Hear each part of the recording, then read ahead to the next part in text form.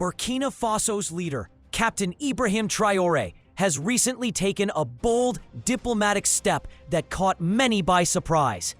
He sent a delegation of top military generals to Rwanda, a nation that has been under the firm leadership of Paul Kagame for over 2 decades. This move raised eyebrows across Africa and beyond, as few expected Rwanda to align itself with the emerging Sahel alliance of Niger, Burkina Faso, and Mali. Why is this significant? Because Paul Kagame is one of Africa's most influential and strategic leaders.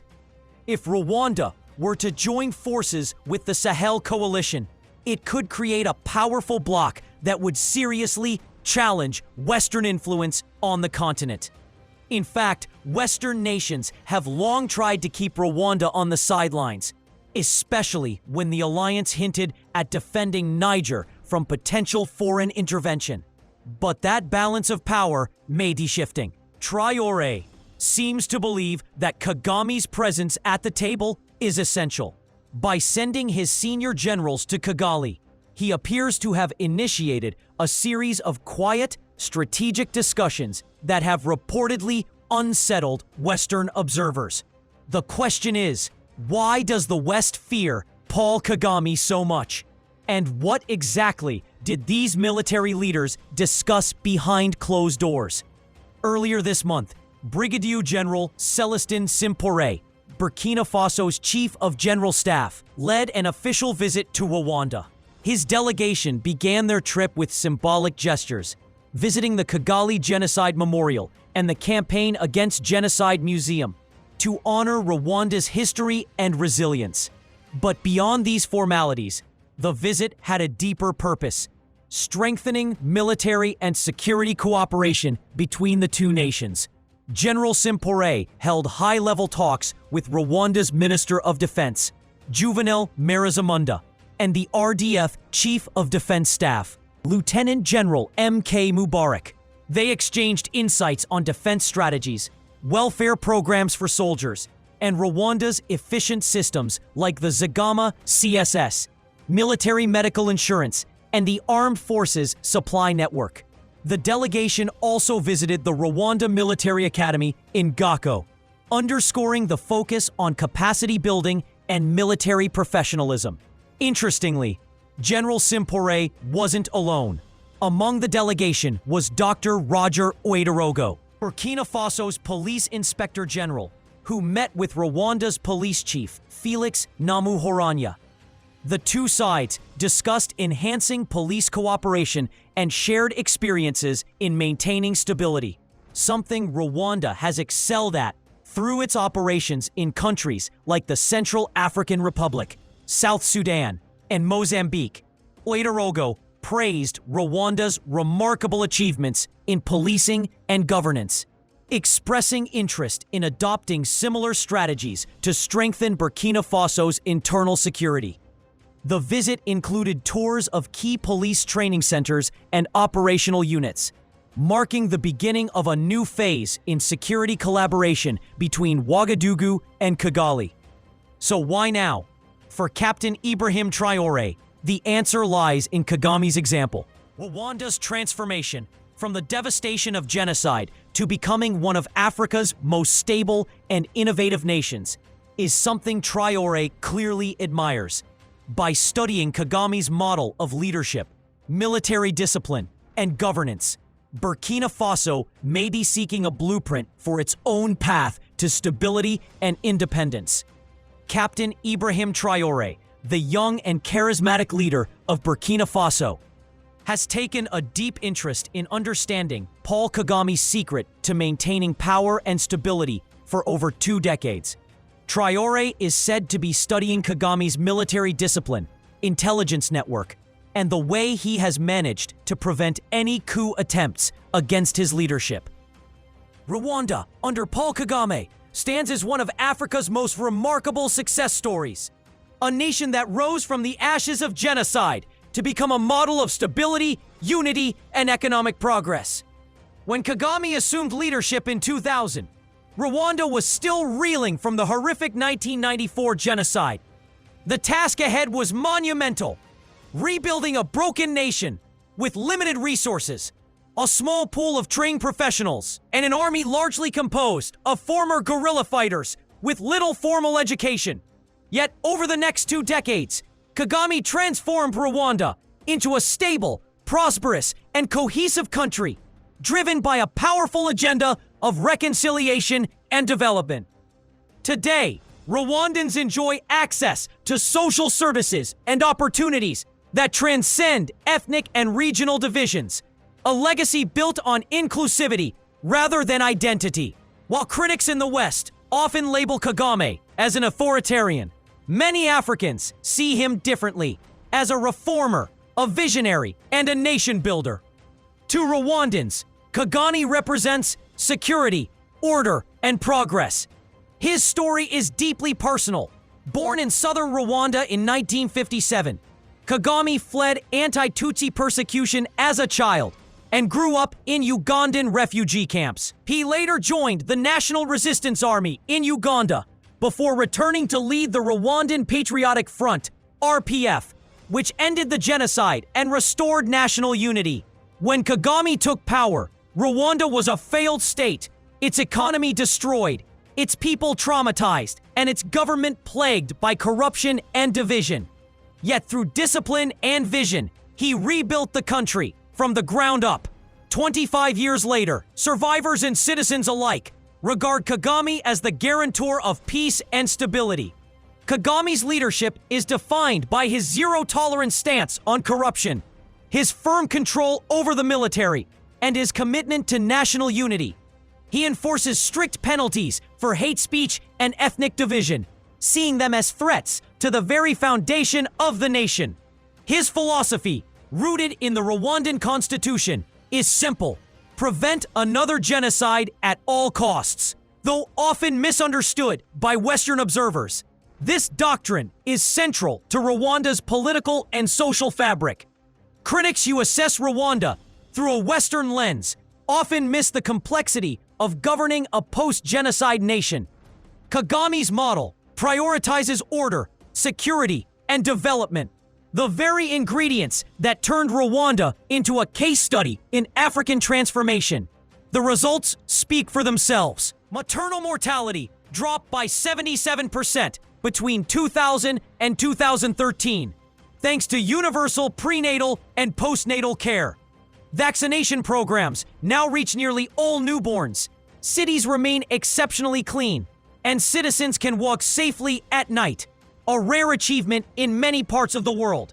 To Rwandans, these improvements are the real measure of human rights.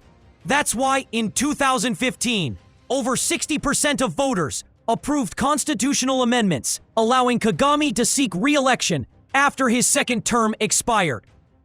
Though some analysts worry about succession, Kagame has focused on building a new generation of leaders.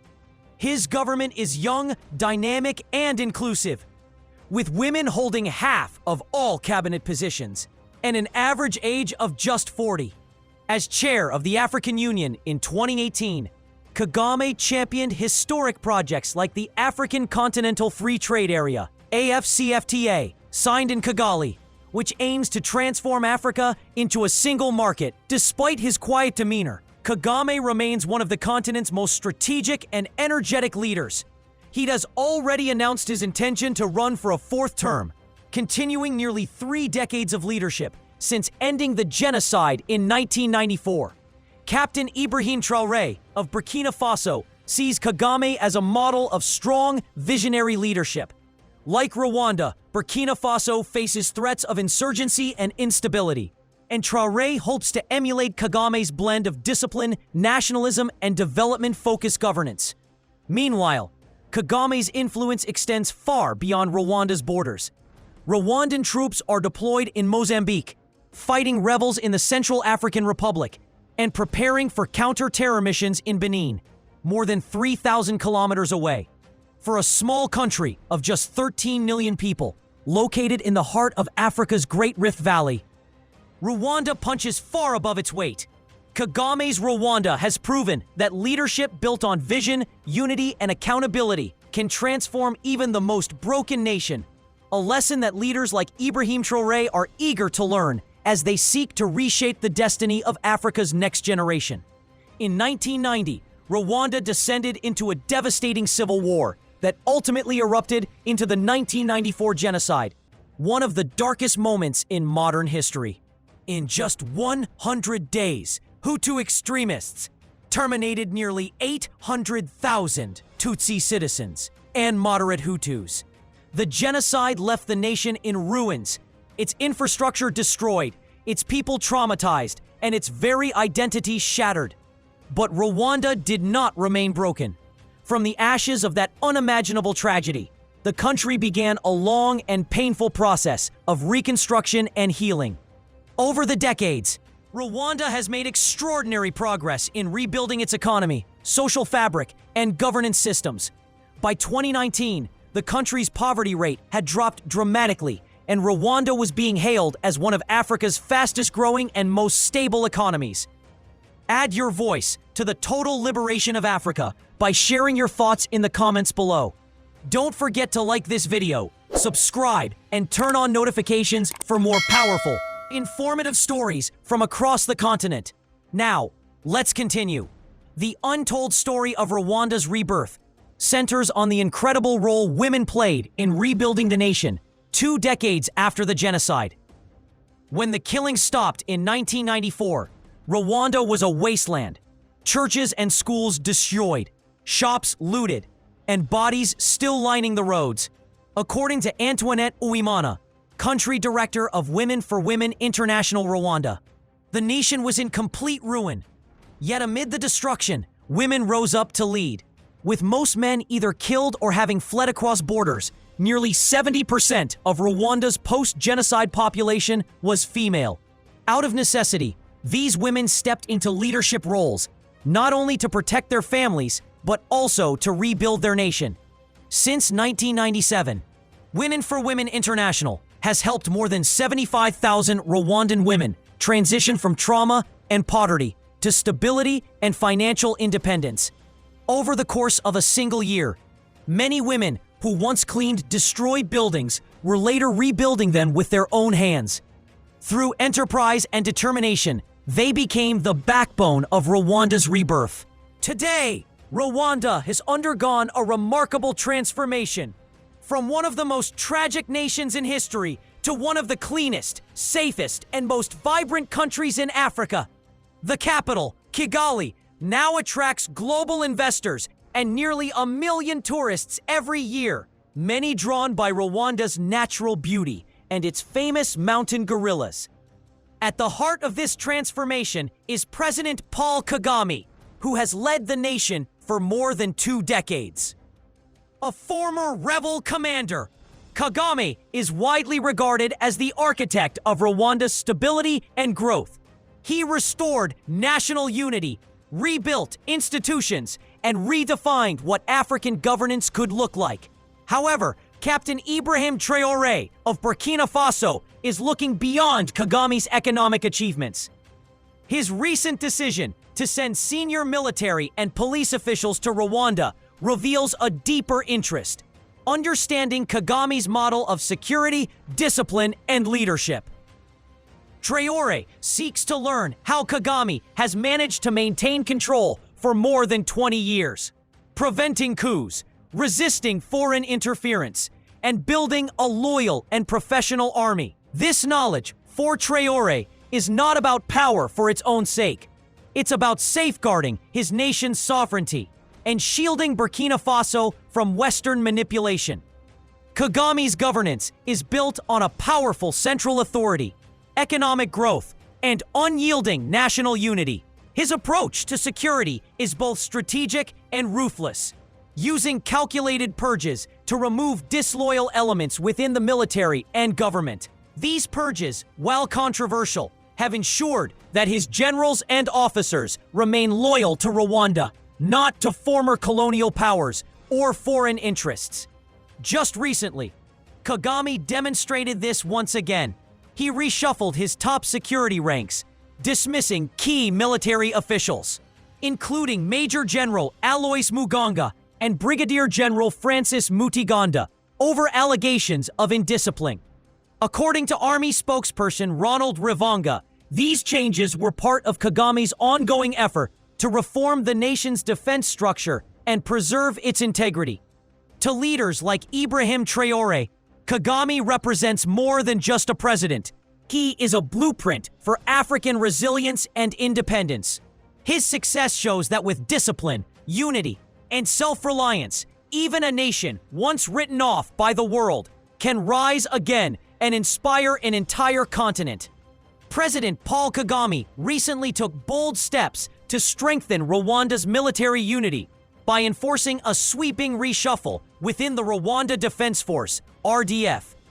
Without revealing specific details, Kagame stated that the law required several officers to surrender their military equipment and retire from service without any benefits, citing misconduct and internal disloyalty. In an official RDF statement, 14 senior officers and more than 200 personnel were dismissed from their posts. Such purges, though controversial, are often viewed as necessary measures to prevent divisions within the army. Divisions that in many African nations have historically led to military coups. A strong leader, Kagame believes, must ensure complete cohesion and loyalty within the armed forces to safeguard national stability. As part of this restructuring, Albert Murasira, who had served as Minister of Defense since 2018, was replaced by Juvenal Muriza Munda. Kagame also appointed Vincent Nyakarundi as the new Army Chief of Staff, and Mubarak Muganga as Chief of Defense Staff. In addition, Jean Bosco Intibatura was named Director General of Internal Security at the National Intelligence and Security Service, NISS. Even Rwanda's forces deployed abroad were affected by the reshuffle. The Rwandan contingent stationed in Mozambique since 2021, tasked with fighting jihadist insurgents, also saw changes in its command. Among the dismissed officers were Major General Aloys Muganga, previously head of mechanized troops, and Brigadier General Francis Mudiganda, who once oversaw external security operations at NISS before being reassigned to RDF headquarters in 2018. In total, President Kagame approved the revocation of 112 ranks and authorized the removal of an additional 116 personnel, further consolidating his control over the military hierarchy. But Rwanda's journey towards strength and stability did not begin here. It began in the ashes of genocide. According to his consistent purges of disloyal generals may appear harsh, but they have prevented the kind of instability that has toppled many African governments. This is the very lesson Captain Ibrahim Traoré seeks to master: how to protect a revolution, rebuild a nation, and lead with both discipline and vision, free from the shadow of external manipulation.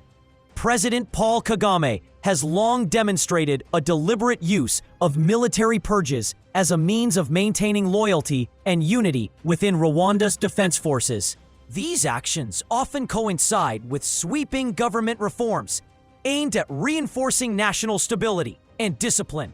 Western critics argue that Kagame's purges suppress dissent and entrench power, but his supporters counter that they ensure political and military stability, preventing the chaos seen in other post-conflict nations.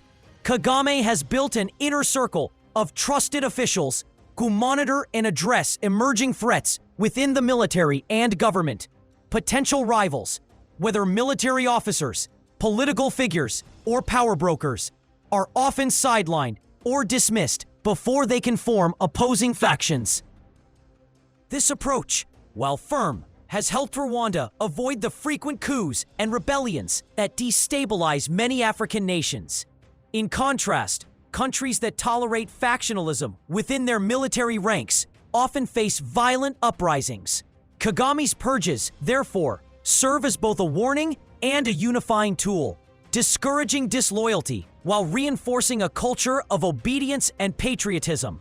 The philosophy of purges in this context refers to the deliberate removal of individuals considered disloyal or oppositional to the ruling authority. While viewed negatively by Western analysts, in Rwanda, it is framed as a means of preserving national cohesion and independence, a defense mechanism against external manipulation.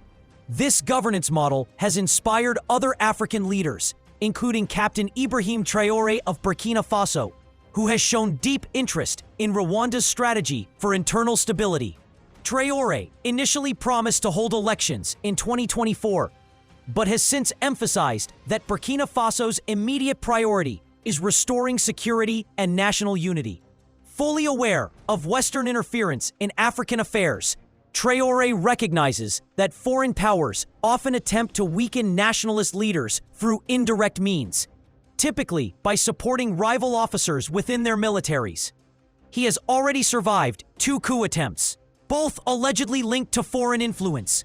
To prevent further divisions, Traoré sent Burkina Faso's top military generals to Rwanda to learn firsthand how Kagame maintains loyalty within the ranks and preempts internal threats. This move reflects a broader realization among African leaders that Western governments rarely intervene directly. Instead, they fund and empower local actors to destabilize strong, independent administrations. Kagame's model, prioritizing loyalty, sovereignty, and strategic purges, serves as a lesson in how to resist foreign manipulation while maintaining order. Tell us what you think in the comments section below. We explore the rich history, culture, and the ongoing struggle for sovereignty in Africa. Join us in this important conversation by subscribing to our channel. By subscribing, you're not just staying informed. You're becoming part of a movement dedicated to reclaiming Africa's rightful place on the global stage. Hit that subscribe button and turn on notifications so you never miss an episode. Let's work together to spread knowledge and inspire change. Thanks for watching.